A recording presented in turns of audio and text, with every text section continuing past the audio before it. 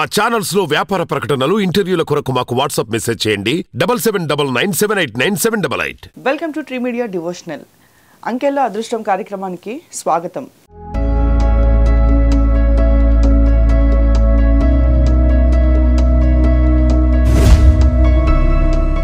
గురుగారు నమస్కారం. నమస్తే. గురుగారు, న్యూమరాలజీలో బర్త్ నెంబర్ 2 అలానే డెస్టినీ నెంబర్ 8 అలాగే 2, 11, 20, 29 తేదీల్లో జన్మించిన వాళ్ళ యొక్క లైఫ్ స్టైల్ జాతకం ఎలా ఉంటుంది? ఇది మనకి ఇది కూడా చంద్రుడు శని. చంద్రుడేమో మనస్సు కారకుడు, శని ఏమో కర్మకారకుడు, మందత్వానికి కూడా కారకుడు. అంటే కొంతమంది ఎప్పుడు చూసినా కానీ మందంగా ఉన్నట్టు అంటారు. వీడు అసలు ఎప్పుడు ఏదో ఆలోచిస్తుంటాడు తెలియదు, బద్ధకంగా ఉంటాడు, సోమతనంగా ఉంటాడు, ఏం చేస్తుంటాడు అర్థం కాదు, షార్ప్గా ఉండరు, ఏదైనా పని చెప్పినా కానీ నిదానంగా చేస్తూ ఉంటారు.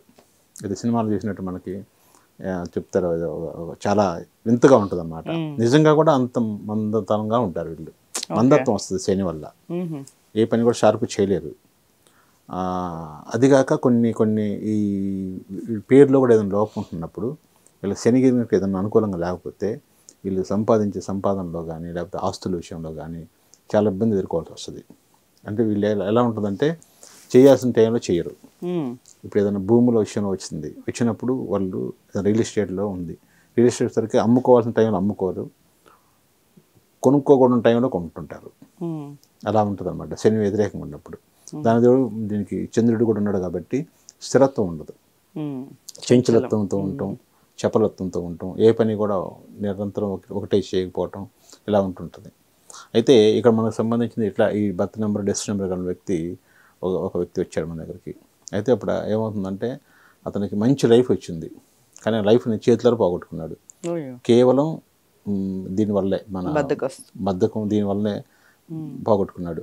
ఆ పేర్లో కూడా కొంచెం అది కూడా నెగిటివ్ నెంబర్ ఉంది. దానికోసం న్యూమరాలజీ కోసం వచ్చాడు. అది కూడా ఎట్లా వచ్చాడంటే మా ఇంట్లో గొడవ పెడుతున్నారు సార్, ఆ న్యూమరాలజీ దగ్గర ఏదో మార్చుకోమని ఆస్ట్రాలజీ దగ్గర మార్చుకోమని చెప్పేసి దానికోసం వచ్చేసారి, నాకైతే ఇష్టం లేదు అదేం చెప్పాడు. సరే ఏం చేసాము, మనం ఒక నెంబరు చేసాము, ఇచ్చాము, కొద్ది రోజులు రాశాడు.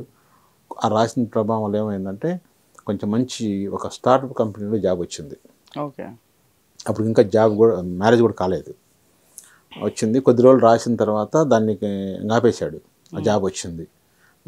ఇక అక్కడ దాంట్లో స్టార్టప్ కంపెనీలో కూడా దగ్గర బంధువు ఉంది అది. ఇప్పుడు ఏంటంటే ఆ కొత్తలో ఏమైందంటే కొంచెం షార్ప్గా అనిపించాడు. అప్పుడు ఆమె ఒక 2% వాటా ఇచ్చారు, అందులో శాలరీ ప్లస్ 2% వాటా కూడా ఇచ్చారు. అంటే వాళ్ళు తెలిసిన వాళ్ళది బంధువు ఉందన్నమాట.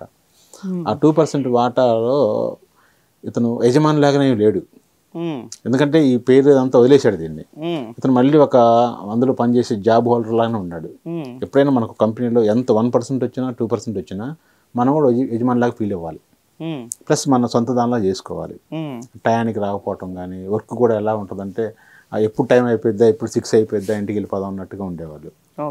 అలాంటి టైంలో ఇతనికి ఏమైందంటే బై లక్ ఆ కంపెనీ అనేది కొంచెం బాగా పెరిగిపోయింది, షేర్ వాల్యూ పెరిగిపోయి అంతా వచ్చిన తర్వాత అప్పుడు అనిపించింది, ఓకే నాకు నేను కంపెనీ యజమానిని అని చెప్పేసి అతని ఉద్దేశం డెవలప్ చేయడం అట్లా ఉంచేసి దాంట్లో ఫ్రాడ్ చేయడానికి ఆలోచన చేశాడు.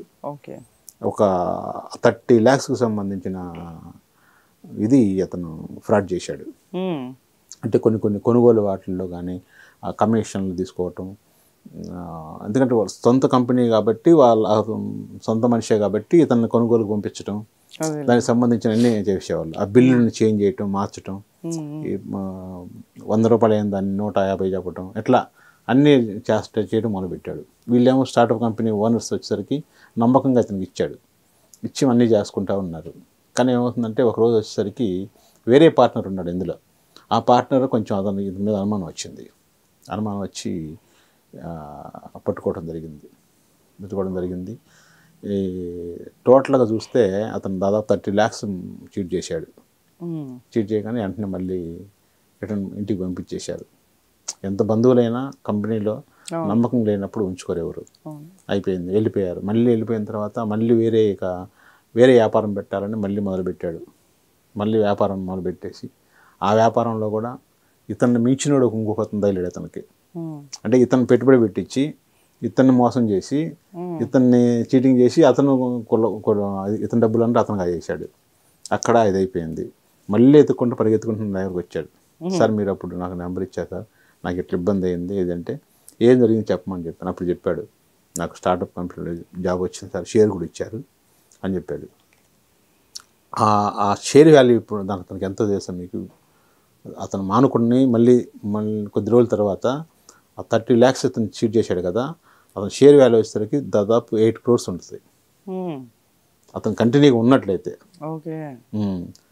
దానికి కకృతి పడి ఆ రకంగా చేయటం వల్ల అతను అంత కోల్పోయాడు చూడండి. అది రాబోయే రోజులు ఇంకా ఎక్కువ ఉంటుంది. అవును. అక్కడ ఏమవుతుందంటే ఇక తర్వాత మళ్ళీ మ్యారేజ్ చేసుకోవటం ఒకటి, మ్యారేజ్ చేసుకొని ఆ డేట్లో కూడా మంచి డేట్లో చేసుకోకపోవటం, ఇవన్నీ జరిగి గందరగోళం అయిపోయింది.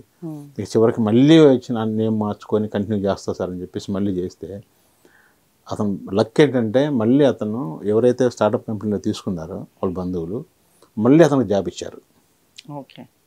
ఎట్లా ఓన్లీ షేర్ గిరి ఏం లేదు, ఇంతకుముందు అంత నమ్మకం లేదు. అంటే వాళ్ళు దగ్గర బంధువులు కాబట్టి ఇంట్లో వాళ్ళు గట్టిగా ప్రెజర్ చేసి ఊరికనే ఉంటున్నాడు, ఖాళీగా ఉంటున్నాడు, మ్యారేజ్ అయింది, ఇంట్లో వచ్చేసరికి విలువ ఉండలేదు. మ్యారేజ్ అయ్యి జాబ్ చేయకుండా ఇంట్లో వర్క్ ఉంటుంటే భార్య దగ్గర విలువ ఉండదు, భార్య తరపున అత్తవారు కానీ వాళ్ళంతా కొంచెం ఏం చేస్తున్నారు ఏంటి అని అడుగుతారు కదా, దానికి మళ్ళీ జాబ్ ఇచ్చారు. ఏదో కొంచెం ముందు కాలం గడిచిపోయేటట్టు కనుక మ్యారేజ్ అయింది కాబట్టి కుటుంబం ఖర్చుల వరకు వచ్చేటట్టుగా అలా చేసుకుంటున్నారు. అంటే నేను చెప్పేది ఏంటంటే మొత్తం టోటల్ విషయం ఏంటంటే ఆ యొక్క ఎప్పుడైతే అవకాశం వచ్చినప్పుడు ఉపయోగించుకోవాలి. ఇప్పుడు ఆ నేమ్ కరెక్షన్ రాశారు బాగానే ఉంది, కొద్ది రోజులు రాయగానే ఇక నేను చెప్పాను ఒక కోర్సు వాడాలి. ఇప్పుడు డాక్టర్ ఏం చెప్తారు, ఒక బాగాలేనప్పుడు యాంటీబయాటిక్ బిళ్ళలు ఇస్తాడు, ఇచ్చినప్పుడు ఒక రోజుకి 2 రోజులకి తగ్గిందని చెప్పేసి మనం మానేస్తే అది మళ్ళీ తిరిగి పెట్టేస్తుంది అనమాట.